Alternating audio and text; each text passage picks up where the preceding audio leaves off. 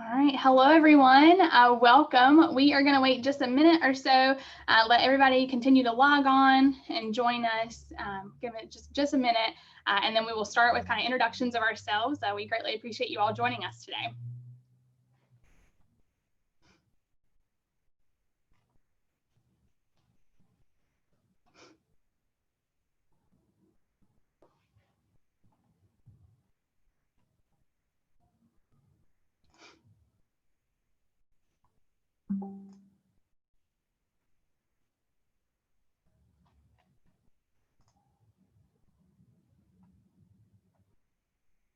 All right, so we'll go ahead and get started just to be kind of respectful of everyone's time. So we as the presenters also kind of can get through everything.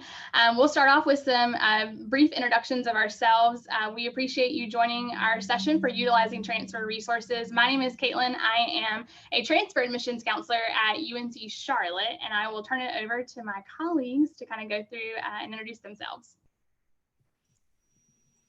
All right, hello, I'm Jane Dowdy. I'm from Upstate and so glad to be here today. I'm also a transfer admissions counselor. Hi, everybody. My name is Ira Pace. I'm very glad to be here. I'm from USC Upstate in Spartanburg, South Carolina, and I'm one of the assistant directors in the admissions office. Hi, everyone. I'm Cassidy Bailey. I am a transfer admission coordinator from UNC Wilmington. And thank you guys for tuning in with all of us. And then my name is Devaney Hemingway, and I am one of our assistant directors of admissions at Queen's University of Charlotte. I'm glad y'all joined us. Cool, thanks everyone. All right, so we'll go ahead and jump right in. The goal of this presentation is just to make you aware as transfer students or even community or just advisors at other institutions, to make you aware of some of the resources that we as panelists found were kind of common amongst all of us that our institutions work hard to create for our students, just to make you aware, of what's out there in terms of resources to help you in your transfer process. So first thing we have is, went too far, is kind of statewide articulation agreements. So keeping in mind that we as a group of panelists, we have, a South Carolina school representation as well as North Carolina. So want to be able to cover both because we know that as you in the audience, you may be coming from a South Carolina institution as well as North Carolina.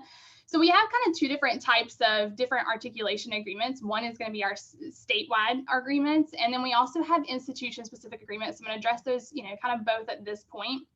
We know as transfer students, one of your, really main concerns is, how your credits transfer. And we obviously, if you're going to spend some time at another institution like a community college before transitioning to a four-year institution, we obviously want to make sure that the classes you take will transfer, which Cassidy will address in a little bit, kind of some, resources we have for that to make sure your classes can transfer. And then, but we also just, if you're planning to earn that two-year degree before transferring, we also want to make sure that, that degree will, transfer with you to your institution. So for any student attending a North Carolina community college, there is the North Carolina Comprehensive Articulation Agreement. And that agreement is between a North Carolina community college system and any four-year public institution within North Carolina. So you attending a North Carolina community college, that agreement says that if you are an associate of arts, an associate in science, an associate in fine arts, or an associate in engineering degree, those degrees are guaranteed to transfer to a four-year institution and award you a general education exemption. So you'll get those transfer credits, and then you will also kind of also get that general education agreement that allows you, or that general education exemption that kind of allows you to move beyond additional English classes, additional science classes, of course, unless your major requires those from you. If you're a South Carolina student, the South Carolina school system has the 86 agreement where there's basically an outline of 86 basically general education classes that they have kind of agreed with their community college system to then transition to four-year public institutions as well. And so I did on the slide kind of put an asterisk beside public because they do have a certain number of schools, private schools, that have also kind of signed that agreement as well and agreed to accept those 86 courses as well. So I put the website on the slide there for you to reference. So, slides will get published back to the CACRAO website. So if you want to refer back to these or take a screenshot while we're on it, feel free to do so. One thing I did not address early on was the Q&A feature. So as we go along, if you have questions, we'll be monitoring the Q&A. So please drop them in as we go along, and we'll certainly leave time at the end to kind of answer any questions that we feel are definitely relevant to the group as a whole. So when I talked about kind of statewide agreements, now talking more about our institution-specific agreements, if you're at a community college and you're working towards earning an AAS degree, that Associate in Applied Science degree, each institution kind of has certain ones that they've set up agreements with certain schools to then, for those degrees to transfer over. So if you're at a community college earning, for instance, architecture or technology degree, reaching out to our institution and saying, this is the pathway I'm on right now. Is this going to transfer? How many credits am I going to be able to transfer with? Those kinds of things. Those are the questions you should be asking. But each institution does typically have individual agreements with community colleges for AAS degrees. So I did kind of give you a couple examples with civil engineering technology. UNC Charlotte has a civil engineering technology degree here that program aligns with. Early childhood education is a little more popular one that it actually does transfer. All of our institutions, App State, UNC Charlotte, UNC Wilmington, have agreements for that degree to transfer over. And then USC Upstate also has, certain agreements as well in terms of AAS and engineering technology management, and then advanced manufacturing technology there for those degrees to transfer in South Carolina as well. So bottom line, if you are on path to earn a 2-year degree before transferring, kind of giving you this general information in terms of, are you on the right path? Does the degree transfer? And I think the moral of all of our slides today are going to be never hesitate to reach out to our offices. We're here for you. I know Queens on their website has, if you're earning this AAS degree, reach out to them and see, if they have any agreement that lines up with that. So reach out to us and ask. We're happy to let you know if your degree transfers to our institutions.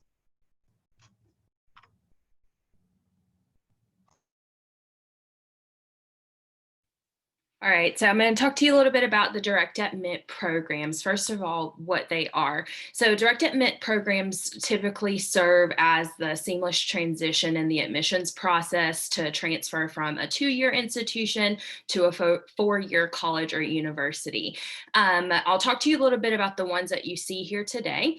The eligibility requirements sort of just in general that all programs sort of have in common are completing your associate degree at the community college that you're currently at.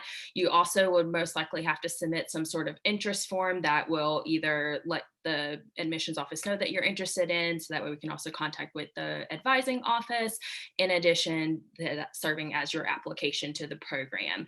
You'll have to meet a specific GPA requirement, which I'll go into a little bit more detail a little bit later. And then typically these will exclude the upper division nursing programs, as you'll have to go through the competitive admissions process for that.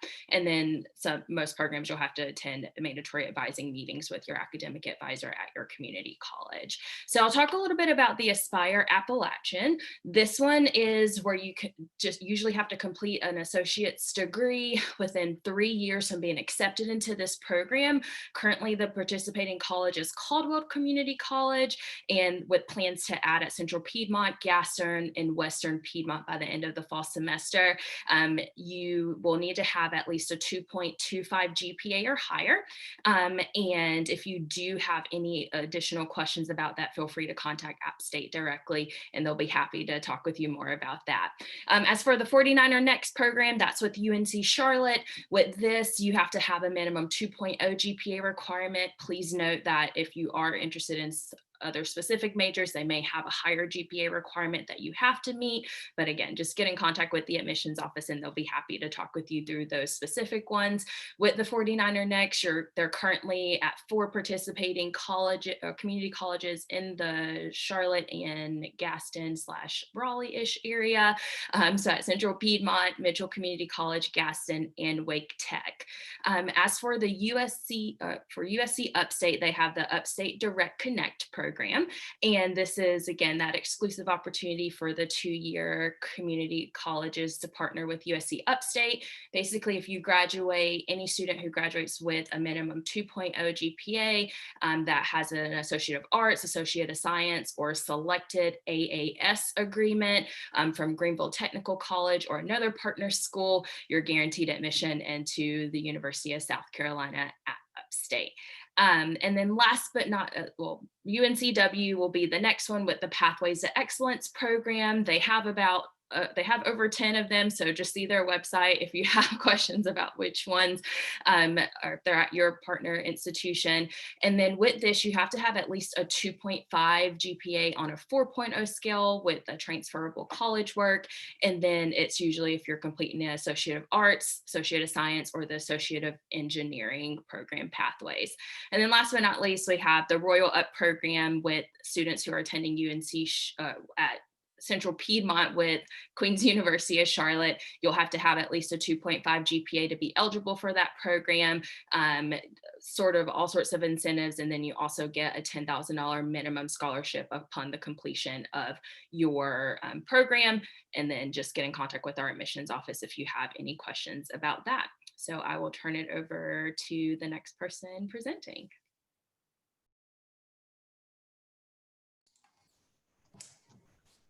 Sorry, I'm trying to go to the next slide, but it's kind of crazy. Okay, sorry, Cassidy. Awesome. No, you're good.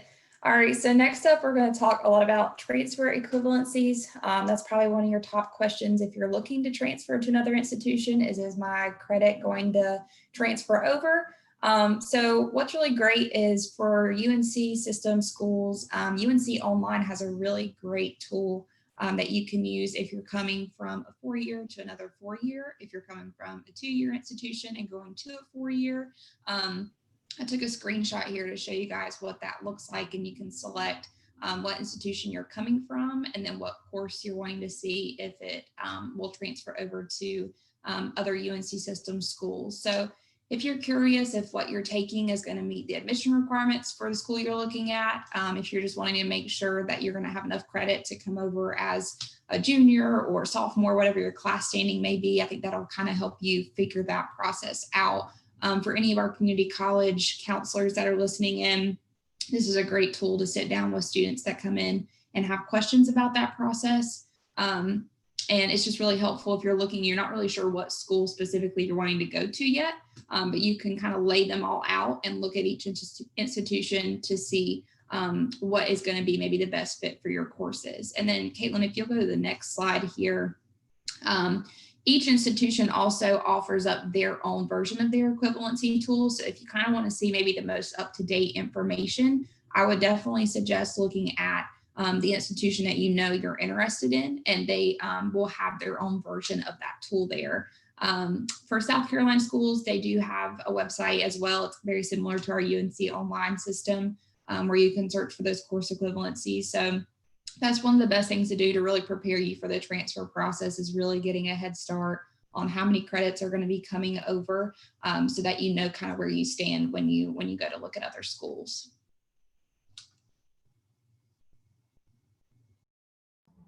Perfect. Thanks, Cassidy. So along those lines with transfer credits, what Cassidy kind of went over is beneficial that if you've already completed some credits and you want to see how those transfer to each institution, that's a great resource to reference. I want to kind of talk about now transfer guides and BDPs. So if you are going to spend any additional time, or maybe you're like a high school senior about to go to a community college, so you're going to start, ready at the community college, going to spend some time, and you just want to know what classes to take.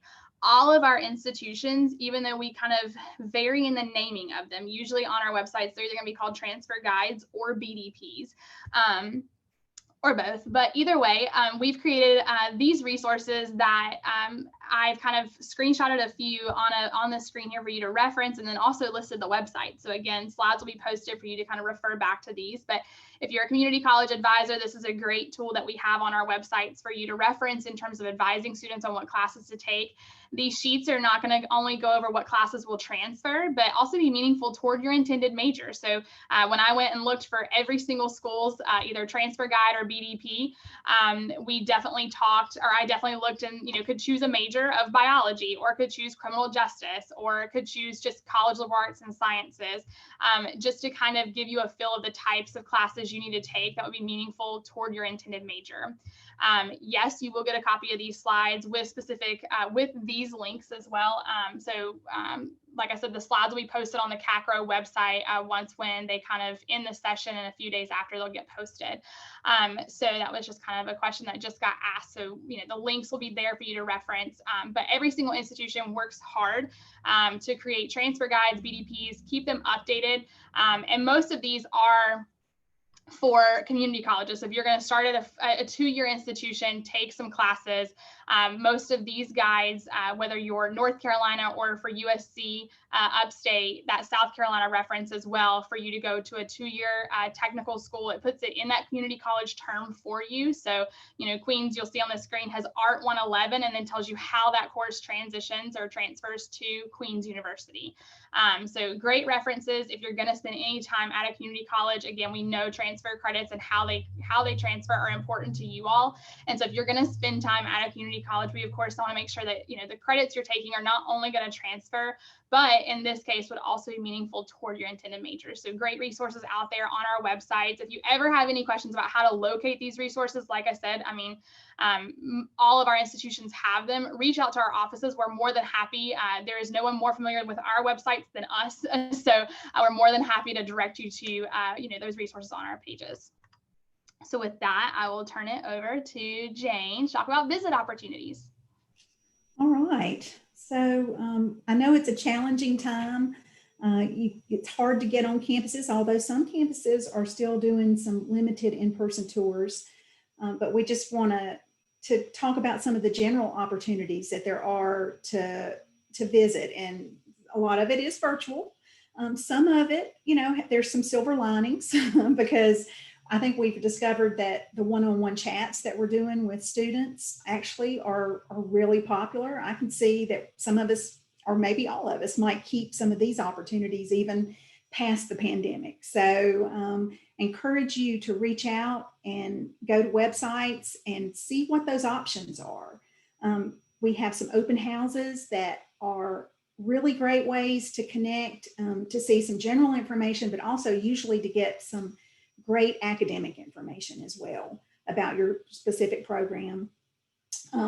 Transfer info sessions are available. So if you want to go a little bit deeper and learn more about the admission requirements and maybe get a taste of student life, those are great opportunities. Student panels are available at many schools. So, you can definitely get the perspective from students, which is always neat, always important. Lots of recordings out there too on our website. So if you wanted to just check out more information about your specific program, there may be a recording or a live event. Really just depends on the institution. There are other customized events too. I know that Queens is doing some interesting events on Saturdays. I think that USC Upstate has some interesting things, and really we do transfer info sessions on Saturdays, and open houses all occur on Saturdays as well. So each school probably has some opportunities there. So we all have virtual maps that you can use to do some guided tours of campus. Most campuses are open. I can't speak for every campus, but I think all of ours are. So, we just have to be careful. We have to follow the rules and the mask rules, but you can actually walk around on campus, and we have some great maps online that are interactive. And there again, I think some of us have some limited in-person tours as well. So Caitlin, if you want to go to that next slide. Sorry, Jane. No worries. It is not advancing. Here we go. Sorry. Here we go. Okay, so we just thought that this might be helpful to be able to reach out to any of us if you want to learn more about how to visit. We've got our visit page all right here, so that you can just check it out. So I encourage you to maybe take a picture of this and come see what you can find out a little bit more about each one of us. We would love for you to do that. Now I'm going to turn it over to the next person. All right. So we're going to talk about the fun part, and that's finding your scholarships, paying for school, figuring out how you put that all together after you've made your decision on which school to attend. So there are several different types of financial aid, and we'll go into a few of the institution-specific options in just a moment or two. But if you will look at the types of financial aid, there are scholarships, loans, grants, and then work-study programs. These are pretty much common across the board for most four-year universities, public and private. So I'm going to talk about each scholarship for just 1 second. University scholarships are most often your merit-based scholarships. Those are offered by the university as a recruitment tool. Your foundation scholarships, which right there say, you know, those come from the community foundation. So I know it says Upstate, but it's actually for most schools, they have their own foundations office. We have state scholarships, and particularly in South Carolina, there's a very robust state scholarship program. And then you have your non-university scholarships, maybe from an outside source or company that you know, has a competition in essay writing, or just is in the area where you live to help you pay for school. Grants will most likely be from your FAFSA. So when you file your FAFSA every year, which is now open for this next school year, you can go ahead and file your FAFSA now. Make sure you do that. Your federal grants and Pell Grants, your educational opportunity grants, state-based need grant programs, and teach grants are all available. You do have to fill out your FAFSA to qualify for those.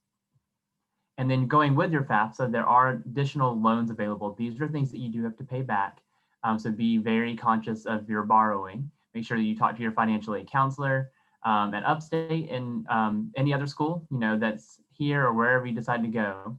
But also make sure you talk to your community college financial aid counselor, because you've also built a relationship with them and talking to them in the process.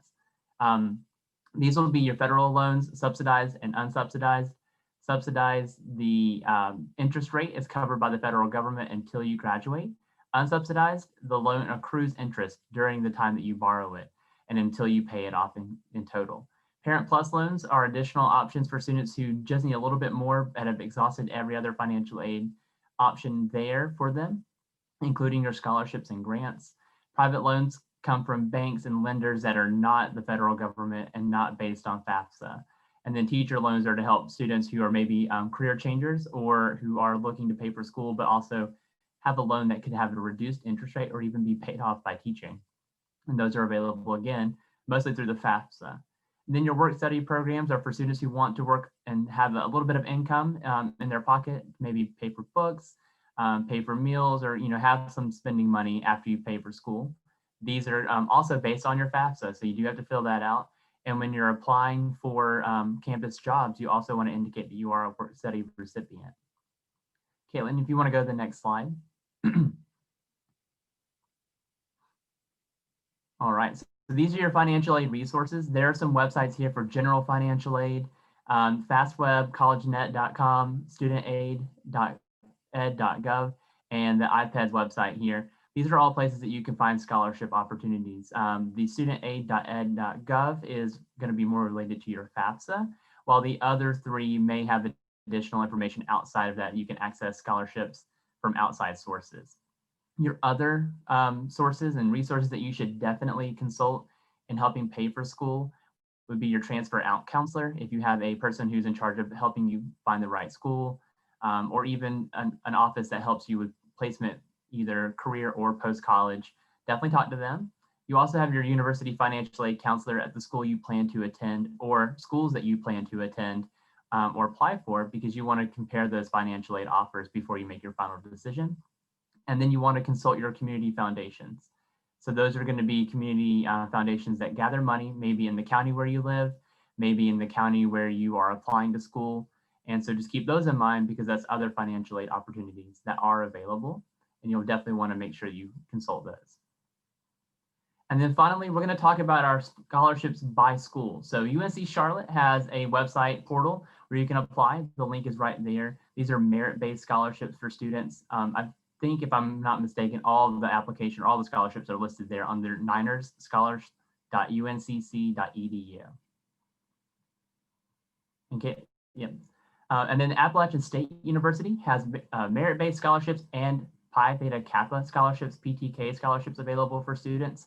The portal is also listed right there below, and I just took a screenshot from their website. Then UNC Wilmington also has merit-based scholarships for students. And usually when you apply to the university, you're putting your name for consideration, but you also want to browse their website because you may have to fill out a supplemental application to be considered. Queen's University is our private school here in this panel presentation. They have scholarships up to $13,000 for transfer students. The link and information about paying for school and qualifying for those scholarships is included there at their link, queens.edu. And then finally, USC Upstate has an automatic consideration scholarship for transfer students who have a 3.5 GPA and 60 credit hours. And so you may have to fill out, like some schools fill out a supplemental application and some are automatic consideration, but it's good to know which one is which so you don't miss deadlines. And I'm going to turn it over to the next person.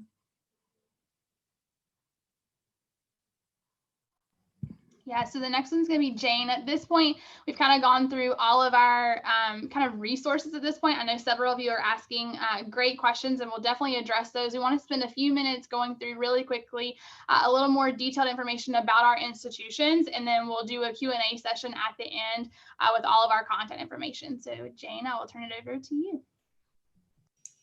Thank you, Caitlin. All right, so Appalachian is in the heart of the Blue Ridge Mountains. We do have undergraduate enrollment of just a little over 18,000 students, 20,000 students total. So we're sort of on the small side of large in terms of our enrollment. We have almost 30% transfer. So you can look at it like this: 1 in 3 students are transfer on our campus. So do have a robust transfer class. We've got over 150 majors. 7 undergraduate colleges. We have a new health sciences building with 20 health sciences majors. You know, everything from exercise science to nursing to healthcare management. Some other large programs like psychology and communications, education, business majors, and sustainability, which is something that we're known for. Nationally known. So our average class size is 28. So we're proud of that. I mean, for a larger institution, we try to still keep it personal. One thing that we also are particularly proud of too is just the 98% of our students are employed or enrolled in some type of graduate program upon a year of graduation. So we feel like that it's our internships that really help with that. 7,800 students participated in some kind of internship. Just to touch on a few admissions details, our spring term is open, so we are accepting students for spring. It's a rolling admission. Our fall term, of course, is open as well. We recommend that you apply no later than February 1st. We do have a 2.25 minimum cumulative GPA. And then look for a minimum of 24 transferable hours of credit. Thank you so much.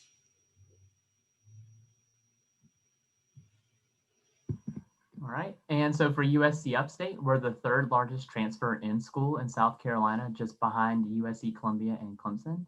I would say that our population is about 50-50 for transfer students and freshmen. Our transfer class is usually a little bit larger than our freshman class every year.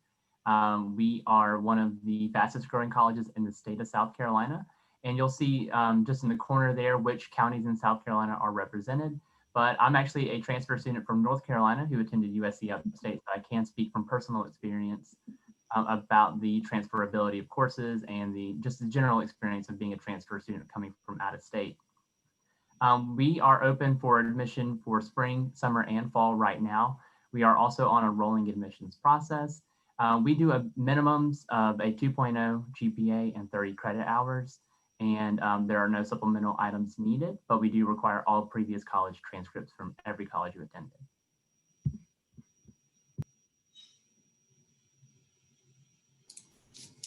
All right, everyone, so up next is UNC Wilmington. We are North Carolina's coastal university. You'll see on our little map over here where we're located, and we are about 5 miles from Wrightsville Beach. And then 5 miles in the other direction is downtown Wilmington. So it's a really great institution to be a part of if you're wanting to be immersed in a really great culture and a really great town. I was a transfer student and transferred to UNCW, so I can speak personally to that experience. Being a student at UNC Wilmington was a great opportunity for me. And just talking here about some of the stats that are on this slide, the average class size at UNC Wilmington is only 27. And I definitely enjoyed that experience and just being able to communicate with my professors and have that one-on-one interaction. Our overall student body is right under 18,000 students total. We have around 14,600 undergrads, and then our graduate program has grown immensely. We're now at 3,200 students. Our student to faculty ratio is only 18:1. And then just to show you some of our most popular degrees awarded at UNCW, two that are really popular and very specific to our institution are marine biology, which makes sense with our close proximity to the ocean. And then with film studies, there were a lot of films and TV shows that are still actually currently being filmed in Wilmington.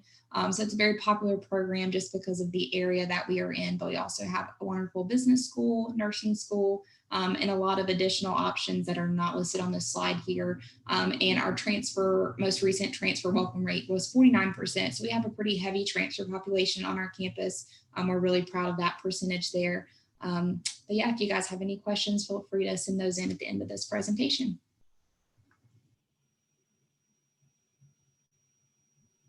Alrighty, so at Queen's University of Charlotte, we're about 2.5 miles from Uptown Charlotte. So you get the best of a small school located right in the heart of the big city. One of the cool things about us is we have about a 36% transfer student rate. And then we're really known for our study abroad program, as well as the internships, where we include the cost of one fully funded study abroad trip and the cost of traditional undergraduate tuition. So about 88% of our students will participate in that. As for our transfer students, we do have our priority deadlines for the spring semester. It is November 1st. Basically, you'll just get an admissions decision very quickly to get ready to gear up for the spring, but we also have our summer and fall applications that are currently open. If you have any questions about next steps, you can just let us know. Perfect. Thanks, Stephanie. So sticking with the city of Charlotte, next we have UNC Charlotte, and we are located just outside the city of Charlotte. So we are actually approximately 9 miles from the city of Charlotte, and we are North Carolina's largest transfer institution. So we're very excited that about 50% of our total student population are transfer students. And so with that, we are not only North Carolina's largest transfer institution, we are the second largest institution within the UNC system. So once again, very proud of that, sitting at 30,000 students strong. With that, I mean, the average classroom size, being such a large institution, we do try to keep it relatively small, especially if you're coming from like a North Carolina community college where you're used to the smaller classroom sizes. Our average classroom size at UNC Charlotte is that 35 number with a student to faculty ratio of 19:1. We do offer approximately 171 majors, with some more of our popular transfer majors being things like psychology, communications, criminal justice, our engineering programs, our Belk College of Business, computer science, and even our nursing programs at UNC Charlotte. We are not only a very new and modern campus, so within the UNC system, we are the fastest growing institution. So our students are super excited that our campus is very new and modern. That speaks from just our academic buildings to also our housing and residence life buildings as well. We've had lots of growth on campus in the last 7 years. We've built 22 new buildings, but our campus is also very diverse. So 40% of our students are self-identifying as coming from a racially diverse background. That doesn't even include our additional 2,000 international students. So there's a lot at UNC Charlotte. We're super excited to be such a large transfer institution. We have lots of resources for you, and we hope to see you in Niner Nation, either for an in-person tour or for our virtual tour experience experiences. We do have an open house this coming weekend, October 24th. We do also have a UNC Charlotte Day for our transfer students this Thursday, 4 p.m. Please tune into that. Sign up. It's on our website. And then I did just really quickly for you to reference on the slide list our application requirements. So applying to UNC Charlotte, all of our 2021 applications are open at this point. Fall, summer, spring, everything's open, ready for you to apply. Deadlines, spring, encourage you to get that application fee by November 15th. And then fall would be, you have until July 1st, but really if you're competitive for admission, don't wait until now. To be competitive for admission, you have those minimum 24 hours, that 2.0 cumulative college GPA, and then you're in good academic standing at your most recently attended institution. So with that, we have about 10 minutes for Q&A. So I will ask if you have a specific question about any of our institutions, please list that in your question, like make sure it's addressed to the attention of like UNCW or UNC Charlotte. Make sure we're aware of who you're asking. If it's definitely a more generic question, then we will certainly answer it for everyone out loud to hear. Ira, I know there was a good portion of questions about the financial aid and scholarship resources. So I'll let you I'll start addressing those with you while other questions come in. One question was, are teacher loans just for teachers, or is there something like a nursing loan or social work loans for students who are interested in those programs? That's a great question. So the teaching loan or teacher loan is for, or they're for students who are going to be a teacher in the field. And so there are a few career changer scholarships, but I believe they're a little bit more specific to the area where you plan to study. For instance, in my county where USC Upstate is located, we do have a career changer scholarship for students who are in high demand fields such as nursing. But that would be something that you would need to research based on where you're applying to. Yeah, I think that's a good point. Like, there are teaching scholarships. All of our institutions have scholarships for various different majors. So whether it's grants, scholarships, definitely, do some research, reach out to us. We're happy to help you, with financially offsetting the cost of attending schools. Ira, another one for you. Does Pell Grant in North Carolina pay for on-campus housing? Sorry, you're South Carolina, so I'm not sure that you'll be able to answer that. Do you? Yeah, I think I can. Okay. So Pell Grants and really your entire scholarship offer should be able to pay for your tuition bill and your housing bill. And so usually schools will bill you by the semester. And so you'll have your total cost split into 2 different semesters, and your financial aid will also be split into 2 different semesters. And so the difference of what your offer is and what your bill is what you would either pay, be met evenly, or receive back from the school or the college that you're attending. But they don't bill you scholarship line item by line item to say that your Pell Grant pays for this, but it doesn't pay for that. It's more of a total bill or package.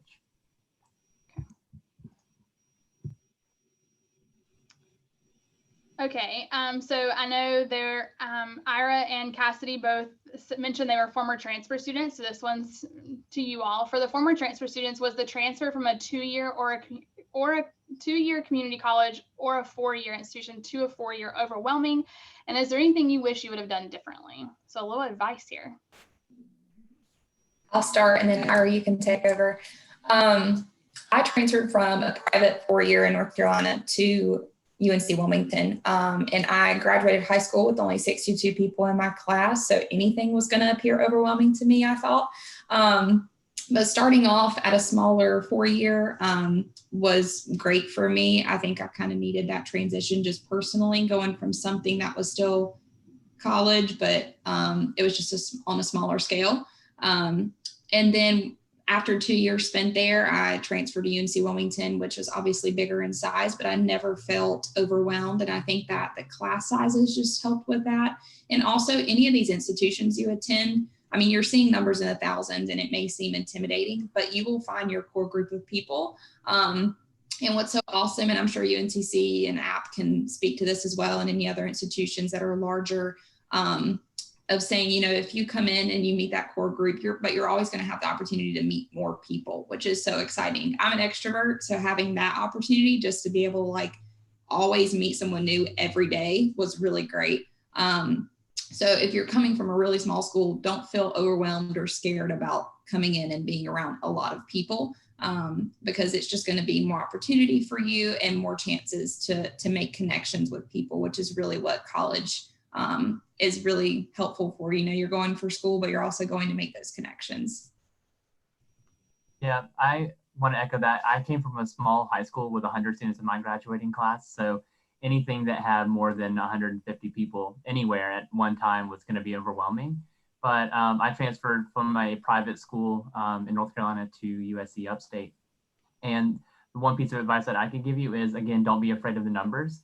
Always find your counselor and ask them questions. That's what we're here for. And I don't think I would have had an easy experience or maybe a less stressful experience if I didn't have a counselor who was attentive to everything that I needed. And so I think that's something that you want to keep in mind, is having, you know, those connections with your people that you're working with. You want to know your counselor, ask them the questions. Don't be afraid to ask questions. There's no stupid question. We are here to help you and make this process easy so that you don't feel overwhelmed. That's what we're experts in the transfer field for. And we just want to make that a very smooth and seamless process. And also, one last thing is consult all of your transfer opportunity for guides. And so that means your transfer credit, make sure you're looking at those and make sure you're constantly checking, you know, what causes a transfer. If you already know you're planning to transfer, you want to be prepared. I think to just kind of wrap up what Cassidy said too about like how App and, you know, Charlotte even, we have lots of resources. So learning community opportunities for you to meet other transfer students. So we, you know, at UNC Charlotte, we have a transfer learning community. There's plenty of student organizations for you to get involved in. And Jane, I'll kind of, if you have anything to add to this, but I think like Cassidy said, there's just, for you to get involved is our strongest piece of advice. That's going to be the easiest way for you to meet people. If you're going to choose to live on campus, that's another great way to meet people. You're all going to want to go to the dining halls, and that's at least one. You have two things all in common. You all have to eat and you all have to pass classes. So, you know, you have things in common, whether you know it or not. And so I think, you know, getting involved is my biggest piece of advice. And Jane, I'll let you add on anything if you have anything. Okay. Yeah, we have residential learning communities too. Those are great ways to connect. I think most schools have club expos too. That's an awesome way to get connected, is to join clubs. And I always encourage students to join more than one. I mean, you know, you may not stay with all three, but you know, there may be one that just doesn't quite fit. And then if you've joined a couple that just you really connected with, you'll have some solid groups that you can really count on. And so that would be another little piece of advice. Okay. Jane, while I have you, I'll ask this question to you. Is there any assistance in helping pay for the application fee due to COVID-19, and kind of generically across the board? Yeah, well, we do have an application fee waiver that is NACAC related. So if you are using financial aid at your current institution at Appalachian, I'm not sure. I didn't look up like what everybody else does, but I see some head shakes. So probably the NACAC waiver is applicable. I will say that it's really important, if you have some special circumstances, to tell your admissions counselor. You know, we work with students in every way we can. So if there is a specific reason and you can maybe put it in writing for your counselor, that's super helpful. And then, you know, that information could be passed along to see if we could make some kind of special concession there and help you out. Yeah, so I would definitely say reaching out to your institutions. We obviously know COVID-19 had impacts on, you know, lots of students, whether it was job related, just family, different circumstances. And so like Jen said, whether you, you know, need a fee waiver or not, in terms of COVID impact, especially if it's related to COVID, reach out to an institution, see what they can offer. We're here to, you know, help you any way that we can in terms of applying to the university. So last question, we have about 2 minutes left here. Do any of the campuses offer pet-friendly housing for service animals? And then understanding that, you know, the students aware that statistics show you can be more successful if you live on campus. So they've just been curious about service animals on campus.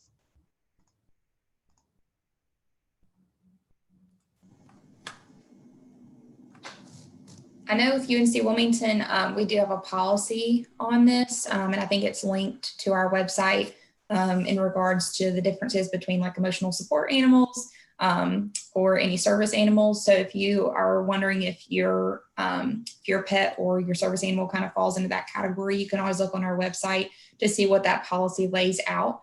And then that in regards to housing, there's a lot of off-campus housing opportunities too, because we do get questions from students that want to bring their pets, and I understand that. I have a dog myself. So if you're interested in that, we have a ton of off-campus options that I'm sure allow animals as well. So just read over that policy. I know it's specific to our institution, and I'm sure that other institutions have similar policies for that.